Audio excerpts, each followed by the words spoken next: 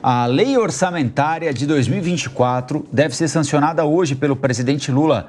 O destaque é da repórter Janaína Camelo.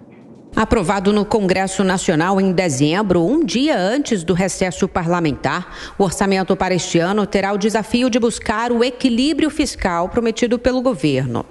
Mesmo com 200 bilhões de reais a mais que em 2023, boa parte das despesas do orçamento que o presidente Lula deve sancionar até esta segunda-feira são obrigatórias. Além disso, inclui um repasse de 53 bilhões de reais aos parlamentares para a destinação de emendas, um valor 45% maior que o do ano passado. Prevê ainda 4 bilhões e 900 milhões de reais para o Fundo Especial de Financiamento de Campanha, o chamado Fundão das eleições municipais deste ano. O valor é mais que o dobro das últimas eleições em 2020.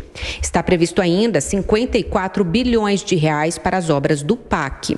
O Ministério da Previdência Social tem o maior orçamento de 929 bilhões de reais, necessários para cobrir despesas com aposentadoria e seguro-desemprego, por exemplo. Depois vem o Ministério do Desenvolvimento, Assistência Social e Combate à Fome, com 282 bilhões de reais, a maior parte para o Bolsa Família.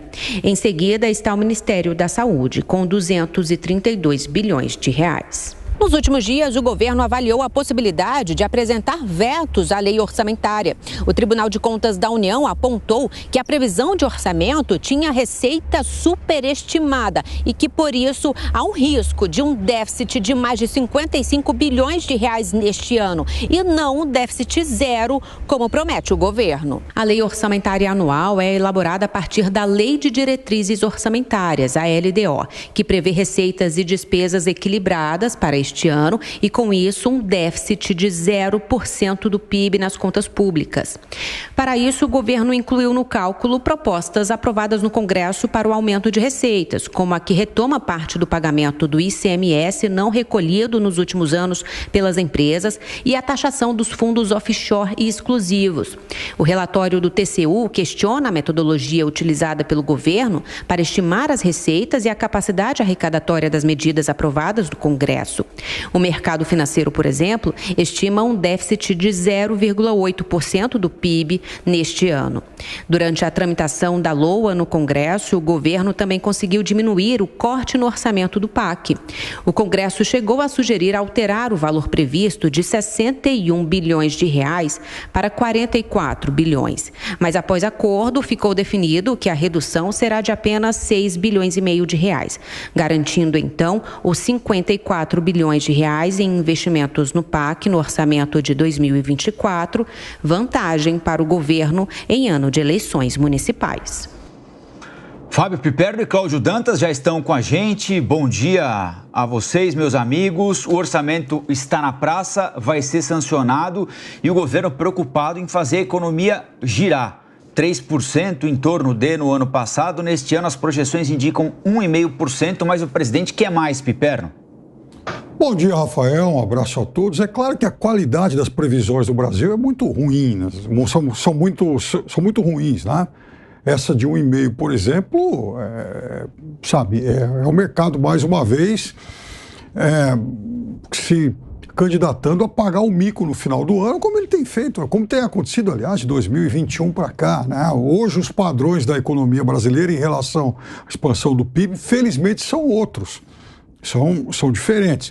Há quem, por exemplo, defenda a tese de que hoje o Brasil cresce no mínimo 90% da média mundial, do PIB mundial. Talvez em 2023 tenha ficado até acima disso. Outros entendem que os impactos das reformas feitas lá atrás, inclusive a trabalhista, que o governo não gosta muito, a da Previdência, elas tenham também jogado a capacidade de crescimento da economia brasileira para um outro nível. Ontem, por exemplo, na sua coluna no Estadão, o José Roberto Mendonça de Barros, que não é, obviamente, um petista, ele já informou que recalibrou para cima as expectativas para esse ano. A consultoria dele já prevê 2,5%. E, segundo ele, esse número, nos últimos dias, foi inclusive turbinado pela decisão que obrigou o governo a pagar mais de 90 bilhões em precatórios, dinheiro que certamente vai acabar fazendo a roda da economia girar. Como também são equivocadas as previsões do governo ao apostar num déficit zero. Isso também não vai acontecer. É uma outra miragem. O que o governo tem que sinalizar é que ele vai atuar em duas frentes. A primeira, com medidas para, de fato, fazer com que a economia continue tendo alguma expansão superior a essa que o mercado aponta. E, por outro lado, sinalizar com algum tipo de corte. Quando o governo anuncia, por exemplo, que ele vai, em 2024, ele pretende licitar para as concessões 13 rodovias, ele está emitindo um bom sinal. Aliás, ele devia informar mais o mercado sobre isso, até para atrair empresas que disputem essas licitações. Você vê, né, Piperno, como é que a política muda de acordo com as circunstâncias, né? O PT, tantos aí da esquerda que criticam as concessões, as privatizações públicas, agora precisa recorrer a elas para poder atrair investimento privado e fechar as contas. Muito bom dia, Colombo, bom dia, Lívia, bom dia, Piperno, bom dia a toda a nossa audiência.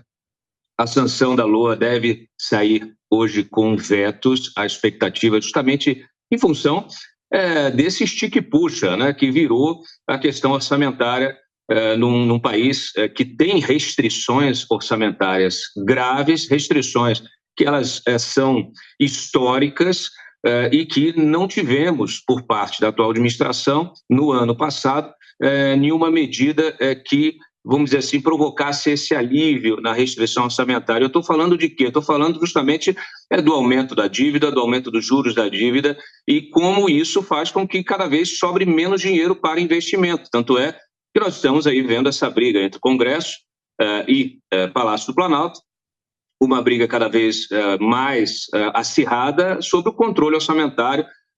Eu ouvi de lideranças no final da semana passada que, inclusive, eles estão aí tentando renegociar a redução do fundão eleitoral, o direcionamento de emendas parlamentares para abastecer o PAC, porque efetivamente não é real essa projeção de receita que está prevista, especialmente porque nós temos um ano com quebra de safra, que já está indicada, especialmente aqui no Centro-Oeste, e toda a restrição do impacto disso que nós teremos no PIB. Talvez a compensação de investimentos estrangeiros nessas concessões possa equilibrar um pouco isso, mas dificilmente você vai ter esse déficit zero, né? Já há uma concepção meio que já corrente do próprio governo, apesar de ela não ser expressa publicamente, de que 2024 vai fechar com déficit, né? E um déficit aí próximo de 1%. É o jeito, é o que nós temos para hoje. É muito importante, é fundamental que o governo busque essa utopia do déficit zero, mas sinalize ao mercado que pelo menos ele está fazendo algum esforço em relação a isso e que o déficit de 2024 será menor, substancialmente menor que o de 23. Ele tem que entregar isso. Segundo, apostar exatamente em investimentos estrangeiros. Está aqui no Brasil, conversou com o ministro Mauro Vieira no final de semana, o ministro das Relações Exteriores da China, para convencer o Brasil a entrar na nova rota da seda. E o Brasil tem que fazer isso. Significa exatamente inserção em novas rotas e nesse grande, nesse projeto chinês de abrangência global e que certamente traria novos investimentos, principalmente para a malha de transporte do Brasil. O problema é que a gente não pode ficar na mão de apenas uma relação comercial, né? A China hoje, ela, Piperno, é o principal parceiro de 2 entre cada 3 países no mundo. A estratégia é uma estratégia muito agressiva, né? Que, aliás, ela não é analisada devidamente, porque ela tem um impacto na matriz energética, tem um impacto ambiental, que muitas vezes é desconsiderado por aqueles que fazem todo um discurso, né, de renovação, né, de mudança da matriz energética, de preservação do meio ambiente.